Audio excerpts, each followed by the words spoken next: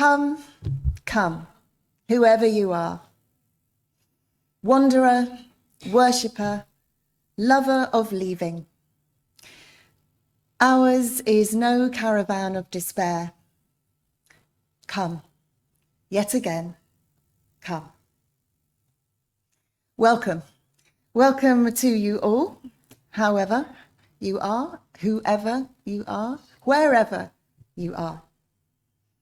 And a special welcome to anyone joining us for the first time. I'm delighted to see you all this morning, especially the ones who just snuck in at the end there. There's always room. And the theme of our service today is widening the circle. But we'll begin, as is our custom, by lighting our chalice candle. And if you're at home, then do please light one with me.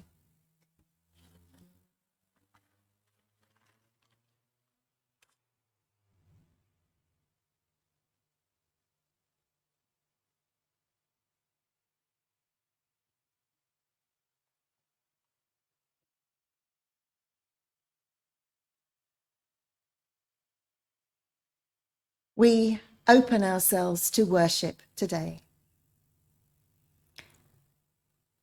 May the peace of this house bring us calm.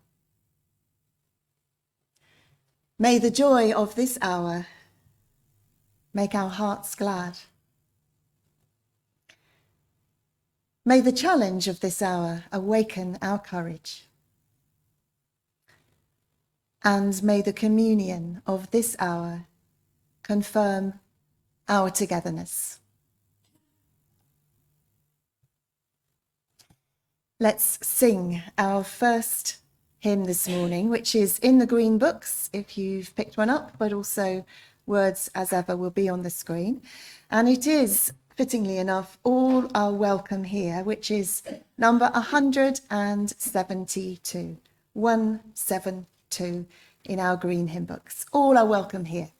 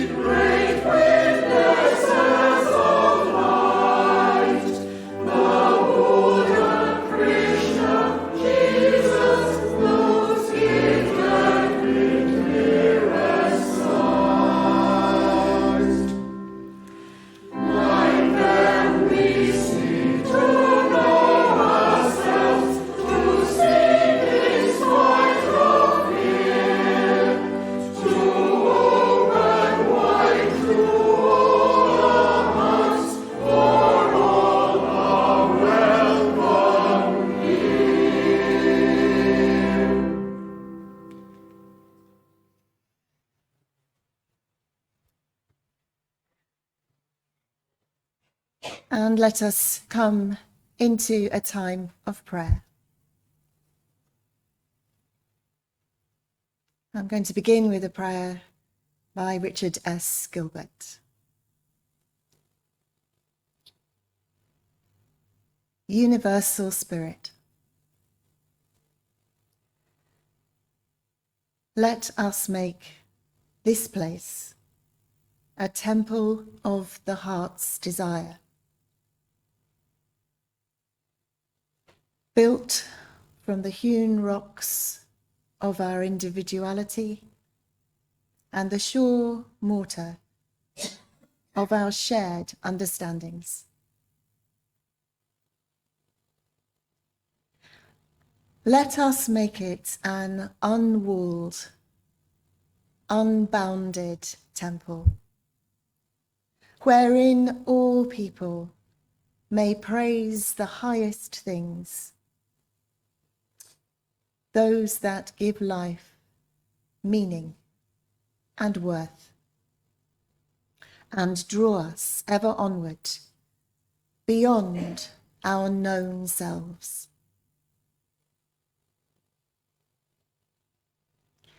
Let us make of this place a centre of meeting for the lost and uncertain,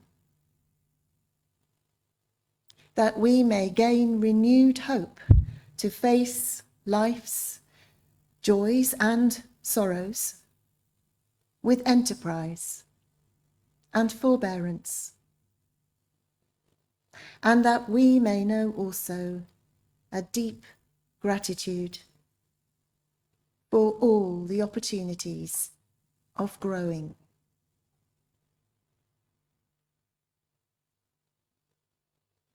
Let us make of this place a home in which dwell the spirit of love, peace, and understanding. In this deep covenant, let us join,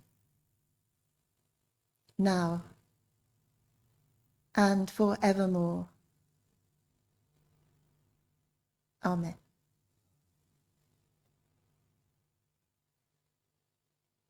And I invite you now to join with me in reflecting on all those who are suffering at this time. Those known to us.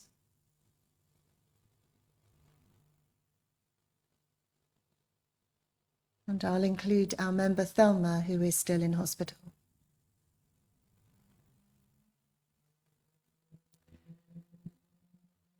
Those unknown to us, including all those in Ukraine, or fleeing Ukraine, or trying to build new lives outside their home country.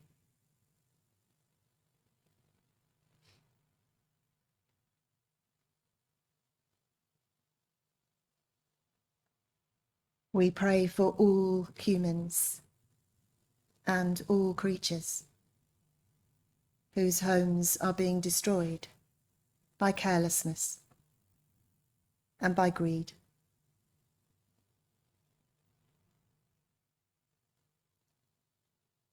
May we all together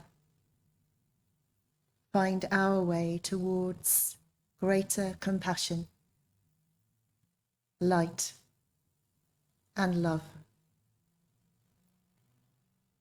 for the sake of us all.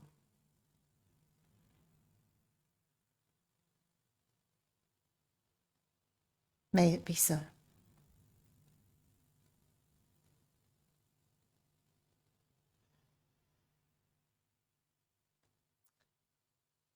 Our story this morning is anonymous, but I think it's a universal story in its way. It is called The King's Highway, and Anne will read it for us.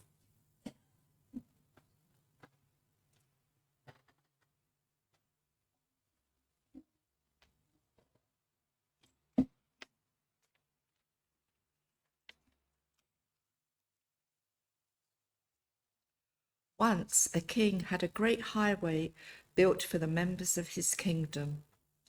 After it was completed, but before it was open to the public, the king decided to have a contest.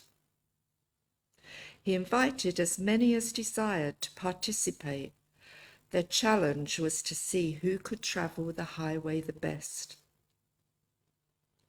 On the day of the contest, the people came. Some of them had fine chariots, some had fine clothing, fine hairdos, or great food. Some young people came in their track clothes and ran along the highway. People travelled the highway all day, but each one, when they arrived at the end, complained to the king that there was a large pile of rocks and debris left on the road at one spot, and this had got in their way and hindered their travel. At the end of a day, a lone traveller crossed the finish line warily and walked over to the king. They were tired and dirty, but addressed the king with great respect and handed him a bag of gold. The traveller explained, "I stopped along the way to clear a pile of rocks and debris that was blocking the road. This bag of gold was under it all, and I want to return it to its rightful owner."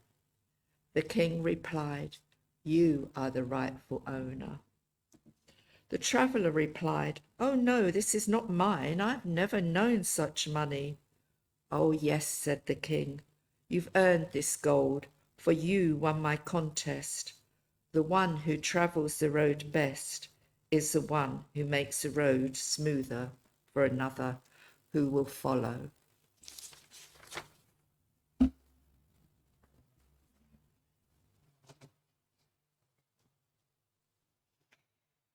Thank you, Anne.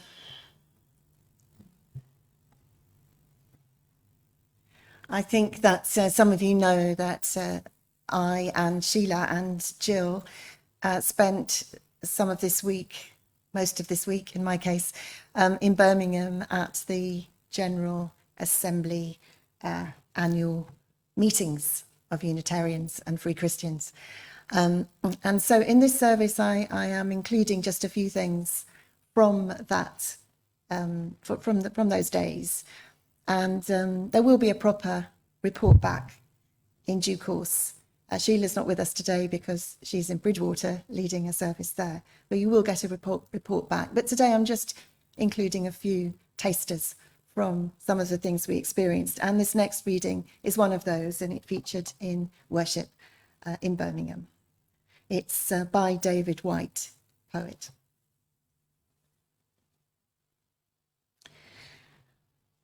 A vulnerability is not a weakness or a passing indisposition or something we can arrange to do without. Vulnerability is not a choice. Vulnerability is the underlying, ever-present and abiding undercurrent of our natural state. To run from vulnerability is to run from the essence of our nature.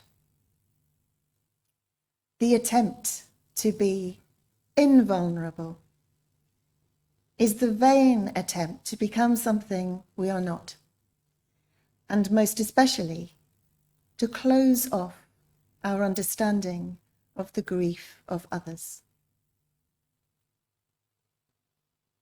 More seriously, in refusing our vulnerability, we refuse the help needed at every turn of our existence and immobilize the essential, tidal, and conversational foundations of our identity.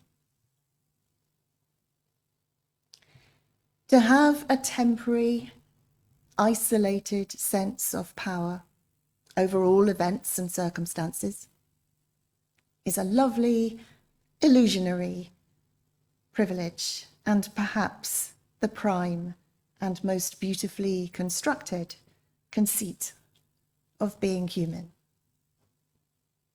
especially of being youthfully human. But it is a privilege that must be surrendered with that same youth, with ill health, with accident, with the loss of loved ones who do not share our untouchable powers, powers eventually and most emphatically given up as we approach our last breath. The only choice we have as we mature is how we inhabit our vulnerability, how we become larger and more courageous and more compassionate through our intimacy with disappearance. Our choice is to inhabit vulnerability as generous citizens of loss, robustly and fully. Or, conversely, as misers and complainers, reluctant and fearful, always at the gates of existence, but never bravely and completely attempting to enter, never wanting to risk ourselves, never walking fully through the door.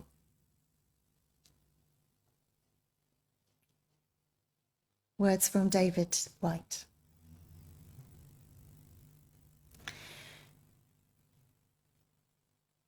We come now to a time of reflection, and I'm going to share something else from Birmingham, which is this meditation.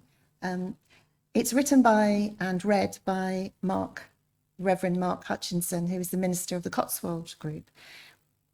In Birmingham, he was there in person. This is a recording. And the music is by Josh, whose second name I've momentarily forgotten. But anyway, he's the organist at Dublin Unitarians, and he's a wonderful improviser on piano. So I hope you will enjoy this meditation on a rose.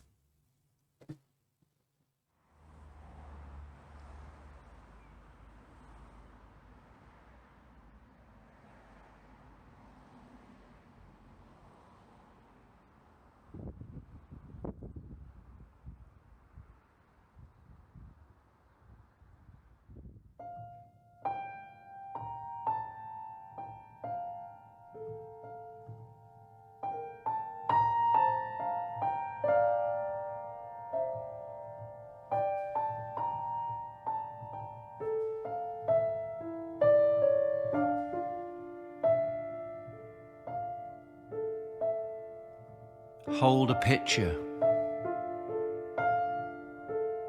or a vision of a rose.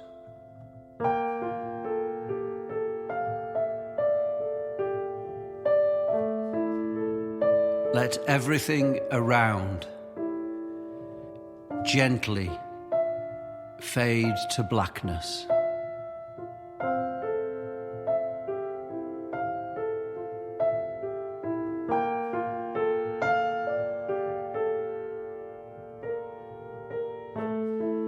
This rose, the beauty of everything.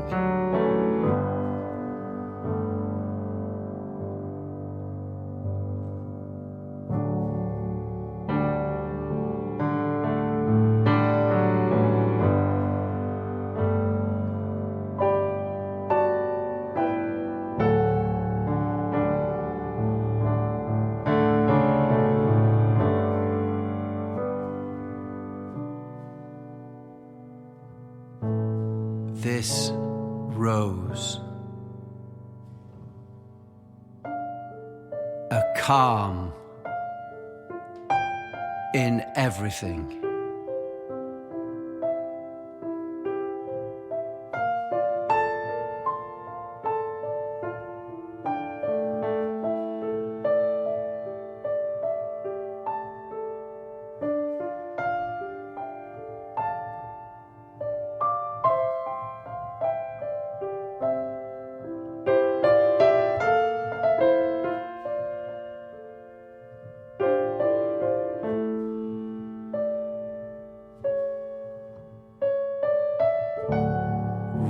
rose, a resurgent flower, holding a love and a power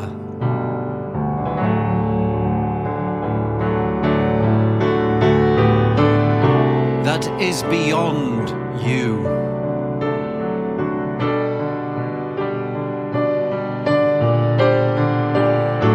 Beyond every hour and every minute too. From your rose, feel the light shine.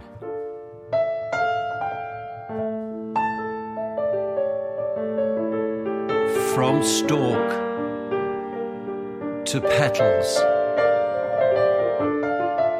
to everywhere.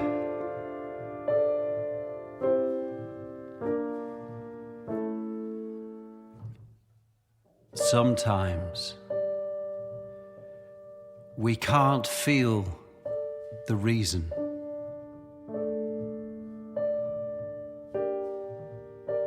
Or taste the rhyme.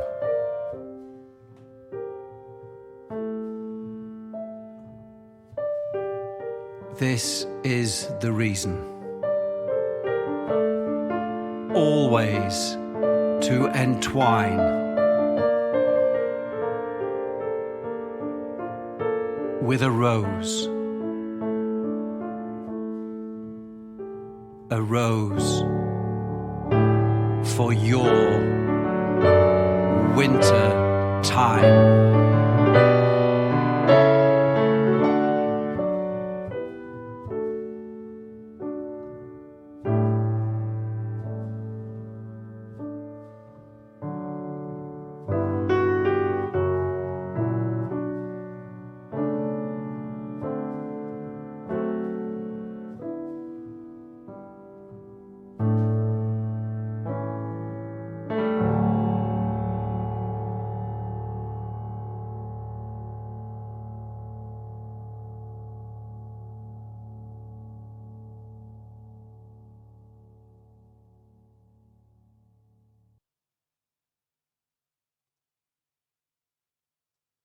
I also would like to say how joyful it was to see Joan Wilkinson at the GA, who's online today, Mary Jones, who was at the GA and is online today, hello, and many other people that we hadn't seen for a long time. To actually greet them in the flesh was exciting.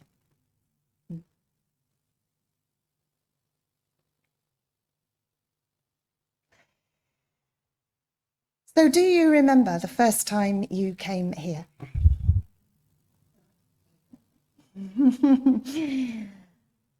And how it was? And how did you feel?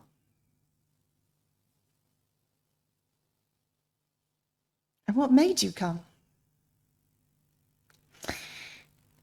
And what were you looking for?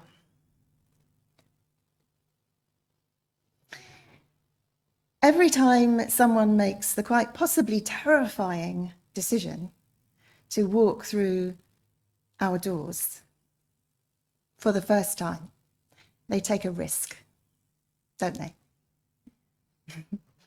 They make themselves vulnerable in an unknown space with unknown people. And at the very moment they arrive, they bring a gift. They widen our circle. Each time someone takes the plunge and makes their first click on the big Zoom button, join meeting, they too bring the gift and widen our circle. Everyone who comes by whatever means brings with them their self.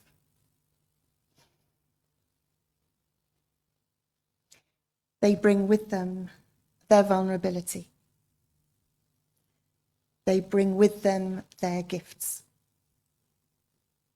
And they bring their unique potential to make a difference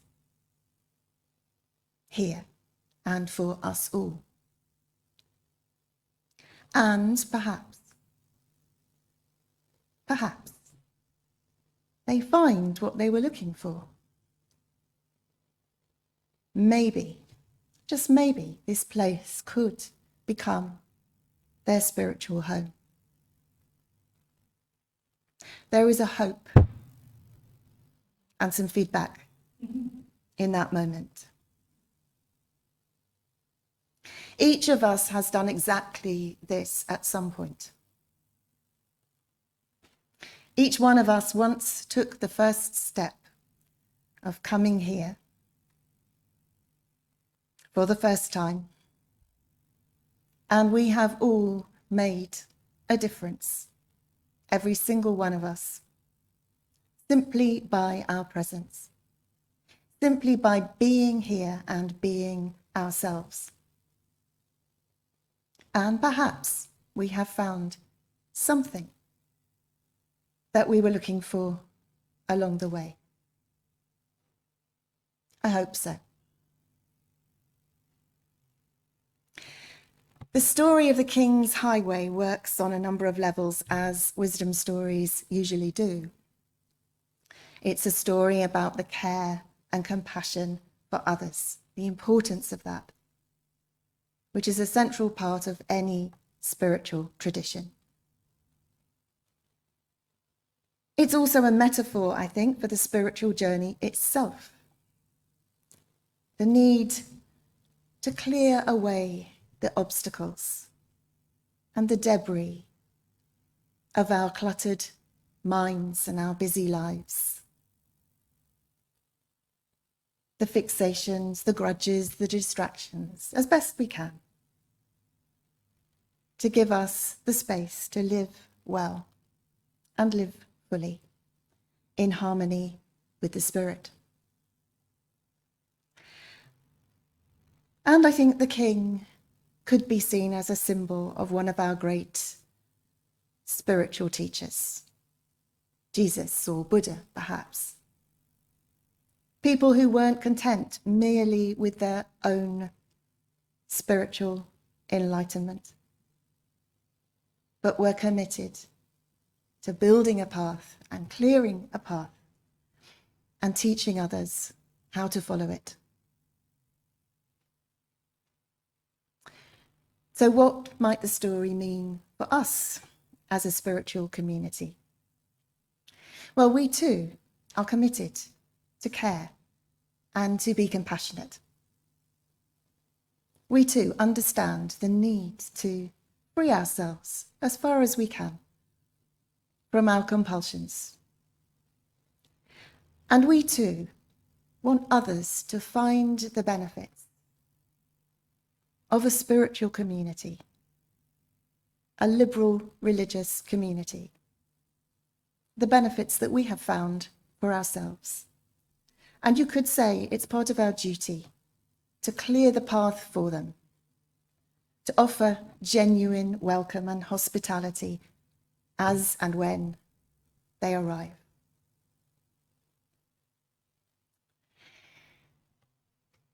So our general meetings were held in the Hilton Hotel in Birmingham, near the National Exhibition Centre. If the Hilton Hotel sounds grand, I mean, forget that. It's a pretty soulless and bewildering place. But it's functional and it's convenient, being in the middle of the country, sort of.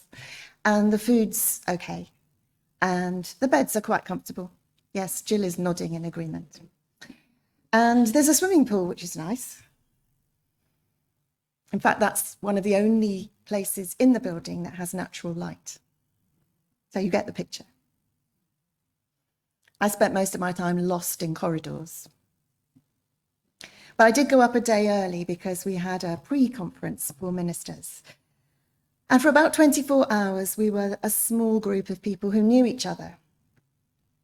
talking about shared experiences, things we had in common, catching up with each other's lives, as well as taking part in some quite challenging sessions. But it was on the whole bonding and supportive.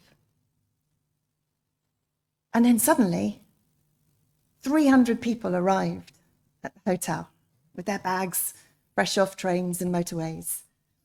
And of course, the energy changed totally. And for a while, it felt as though we'd lost something, which in a way we had. We'd lost that intimacy and easy camaraderie that we had been enjoying.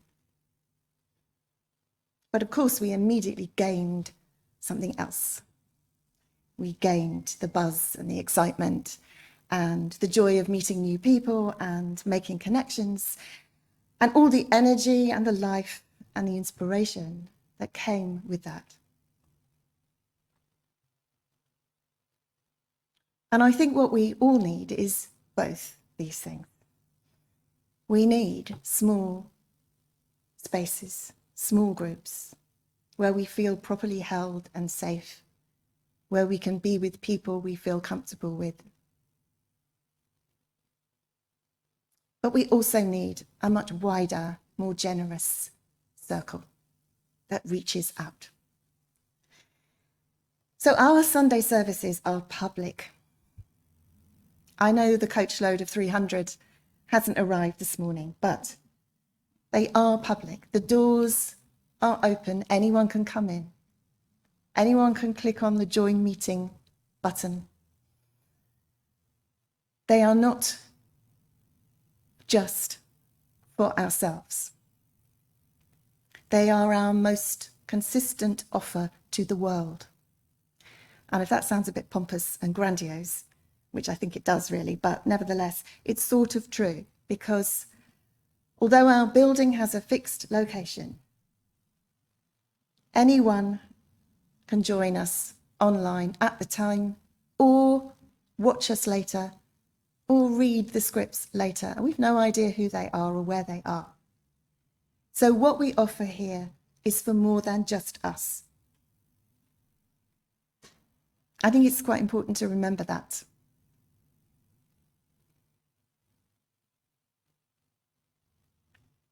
This service is not a small group activity, even when there's only a small group of us here. What we do here is for everyone, and everyone who might be watching us, and everyone who might one day come. Erica Hewitt teaches worship leading in the US, and she led a very good worship, I thought, at the GA. There were a lot of workshops, and I think we all agreed, Sheila and Jill and I, we couldn't possibly go to all of them without going mad. So we were selective. But Erica's was on revitalizing worship. And one of the things she said is this, and this has stuck with me. She said, I teach all my students to preach as though everyone, young, old, black, white, gay, straight, differently abled, neurodiverse, joyful, broken-hearted. I teach them to preach as though everyone is already here. As though everyone is already here. Because not only might they be, in fact, we simply, as I said, we don't see everyone or know who watches and reads our services. But because this is one way of removing the rocks and the debris and smoothing the path. It is a way of offering genuine hospitality that goes beyond simply a greeting at the door. It is genuinely widening the circle in advance, making space, so that our space is already prepared for whoever comes by whatever means. Now, that might sound like a big ask. But if you think about it, we've already made steps to do that for people with physical disabilities. We have a ramp. We have a disabled access toilet. We have a hearing loop. We have these facilities, whether the people who come need them or not. We have them already in place. We could do more, of course. In an ideal world, we'd have a signer for people who are deaf, for example. There are many things we could do to make the space ready for whoever comes. We have made some progress at removing obstacles in the path for people from the LGBTQIA+ community. For example, we have registered our church for same-sex marriage. We have not yet held a ceremony for same-sex marriage in this church. I have led one at Columpton, but not here. But we have made ourselves ready to do so whenever anyone walks through the door who would like that. In some areas, we haven't really done much, I would say. We have not employed a Sunday school teacher, for example. We're not ready for parents with young children. We have not considered what would make people of colour feel more comfortable in this space, other than to sometimes include videos and music that are more diverse. But that's not really enough. We've not begun to work out how to make those who are neurodivergent feel more at home in our space. Apart from a mention on social media that this month is Autism Awareness Month. Did you know that? You do now.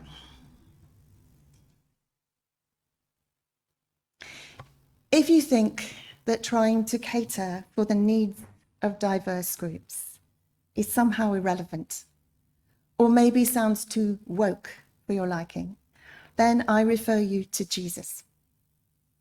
Jesus actively sought out all those who were marginalized and made them welcome, and had no truck with judgmental temple authorities or their rules or regulations. Our Sunday services are public spaces. And as I said before, we also need smaller spaces, safe spaces, where it's possible for us to share the vulnerability which we all have. Small groups where we can explore our spiritual journeys in greater depth. Playful spaces in which we can be creative and sociable. And some of these we have already. I think there's something called diamond dancing happening on Tuesday afternoon here. I don't even know what that is, but it sounds playful and creative. But we can create more, both in this building and also in the community, because church is where we take it, isn't it? In the cafe, in the pub, in nature, anywhere. By the way, talking of being sociable, in one workshop I was at, a young man made an interesting observation about coffee time after the service in his chapel, which is a kind of smaller group. He said he'd noticed that when new people came in, they were full of questions, spiritual questions, whereas people who'd been there for years were more likely to be talking about the boiler. I mean, it's sobering, but it's true. And there's something about maybe all of us trying to keep our beginner's mind as far as we can. Widening the circle can be a spiritual practice. Of course, it's something we can each do personally. In our inner work, we can consciously create more space for ourselves, more space for silence, more space for prayer and meditation. We can practice compassion and kindness. We can breathe more deeply, pause more frequently, be more fully present. We can share more of ourselves and take a few risks, perhaps.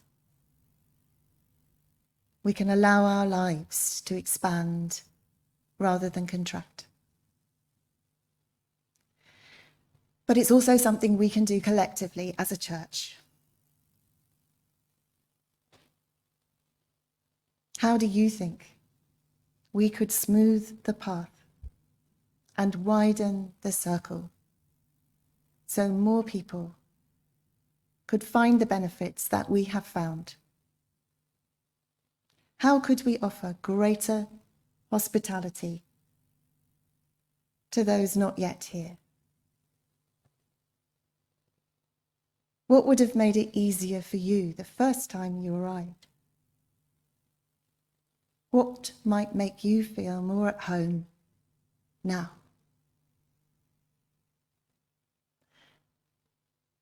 Hospitality begins by expecting everyone to come and preparing the space in advance, not waiting until visitors turn up and then wondering what to cook.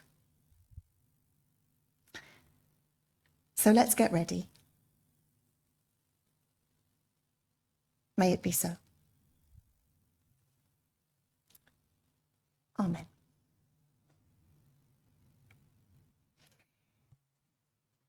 Just one more hymn today, but it's a good one. It's in the purple hymn books, and it's number 195. We sing a love that sets all people free. 195.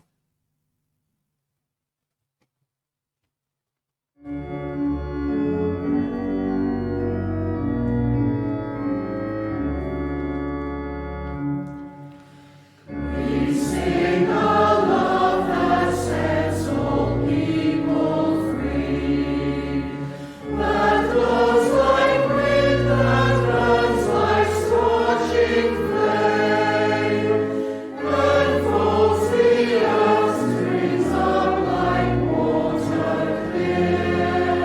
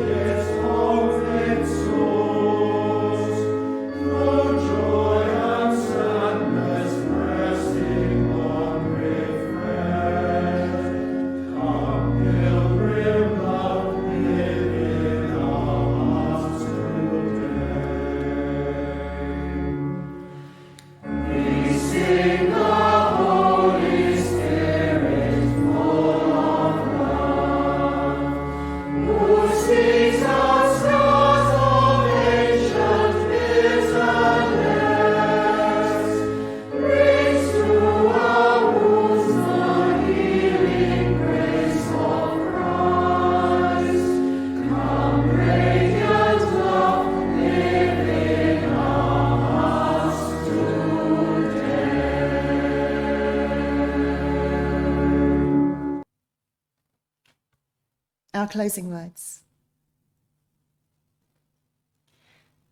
Be ours a religion which, like sunshine, goes everywhere. Its temple, all space. Its shrine, the good heart. Its creed, all truth. Its ritual, works of love. May it be so. Amen.